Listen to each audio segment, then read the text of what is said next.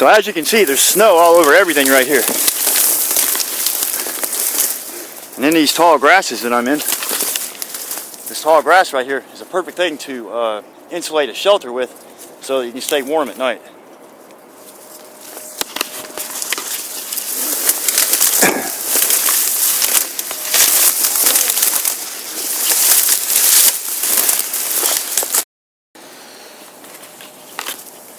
Holy goodness. This lake is frozen over. There's no way I'm getting out there in that.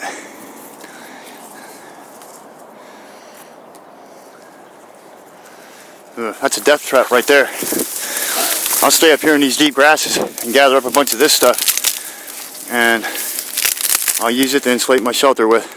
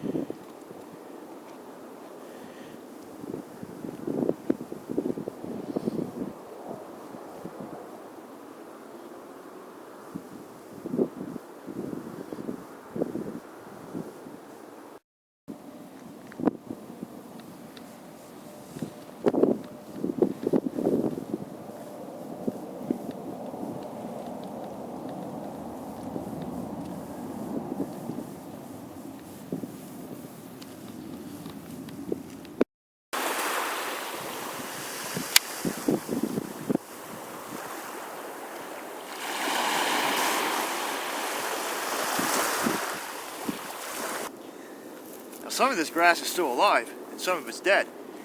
You can get the dead grass out of this by just raking your hand into it. You see, the dead pieces come out in your hand, and the live grass stays in place. And that's how you can get really good tinder to build a fire with.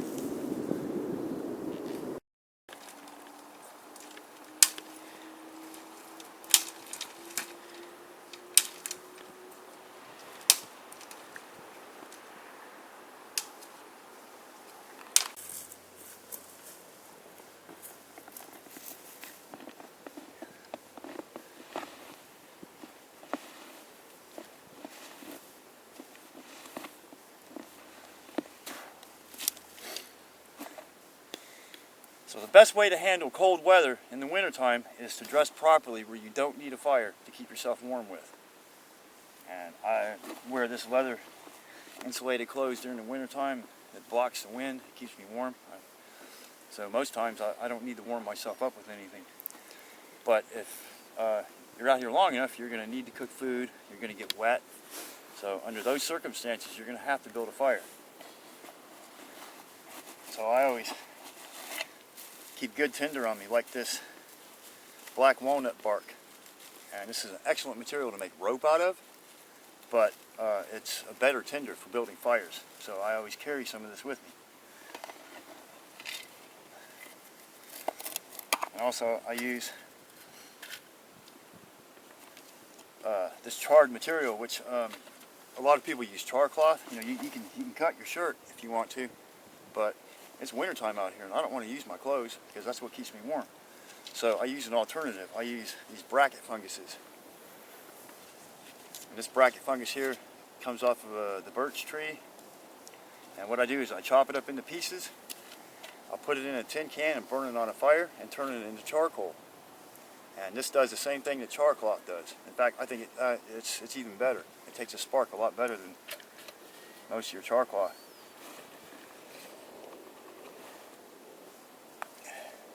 So a few minutes ago, I just picked up a silicate rock off the beach over there. And yeah, this is a Texas flint type stone right here. And you know, if you strike it on the back of a knife, it throws sparks. You see the sparks coming off of it? So what you do is you just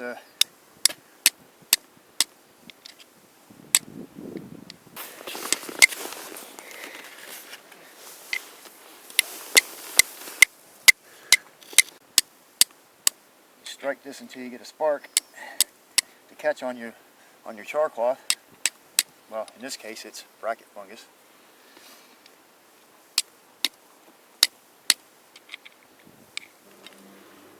But I prefer the flint and steel method.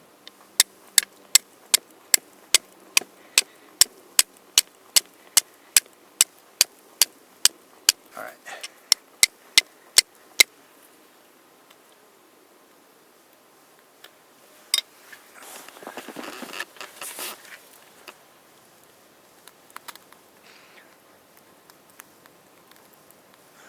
Alright, see those coals are glowing right there. So now what I can do is take this black walnut bark and rough it up to make it frizzy.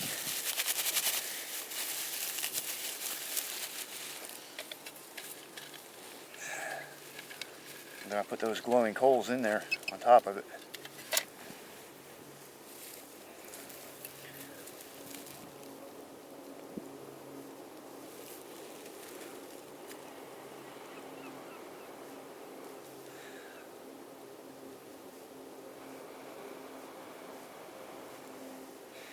And as you can see, my fire's starting to go.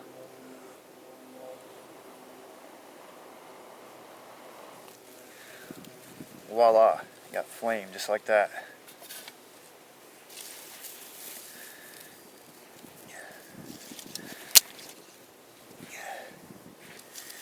Now remember, I used charcoal from a bracket fungus. I didn't use cloth or anything like that. So when you're out in the wilderness, you don't have to cut your clothes up to be able to build a fire. You can just use bracket fungus, like I do. And there's different types. There's chaga, there's horsehoof fungus like this here that grows on birch trees, which I think is the best. There's other types.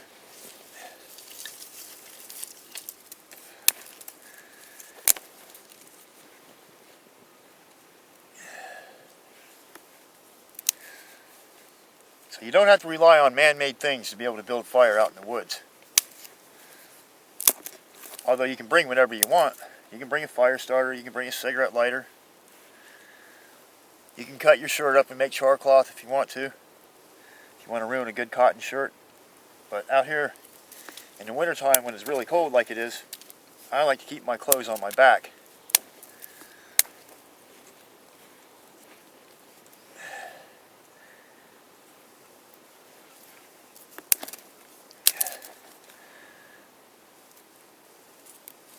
Build up a little teepee style fire right here to get the coals going good.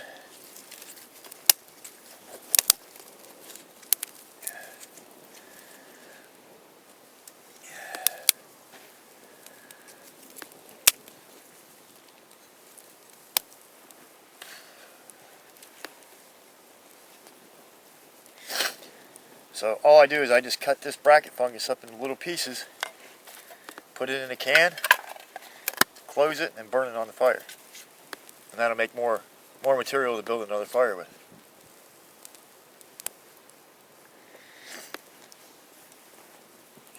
It's a lot easier for some people to just carry a ferrocerum rod like this right here. And yeah, they work great. I use them. But if you want to get really close to nature, try flint and steel. That's what I like.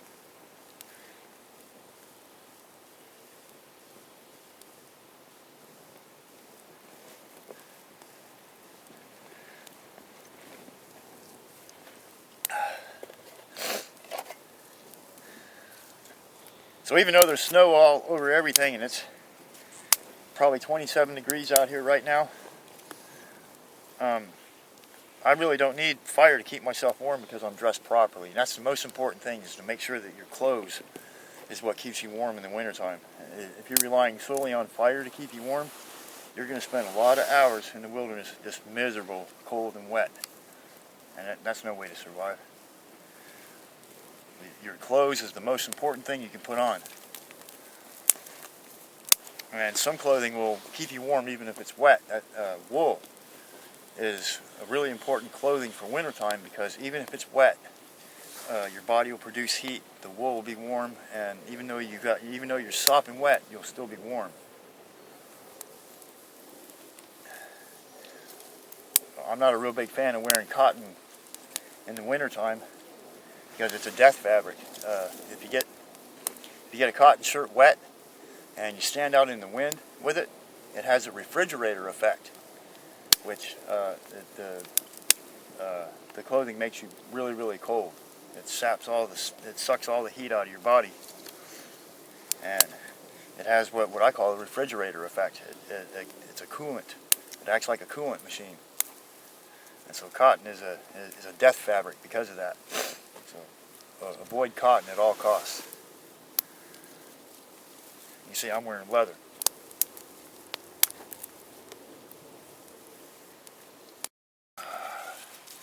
Yeah, this rock is nice and warm. See, I always use hot rocks in the wintertime too to keep me warm. You just warm the rock up, stick it in your pocket, put one in each pocket. It'll keep your hands warm. You can take a small stone, just a small one like that, and heat them up and put them inside your boots, and it'll keep your feet warm. So it's a good method. Hot rocks are a really intelligent thing. And if you don't have a hot rock, you can just use a piece of metal or something like that that you can heat up. You know, something that'll absorb heat, like metal, stone, anything like that will work. There's nothing like a warm fire on a frozen day. My name is Jack Survival. Thank you for watching.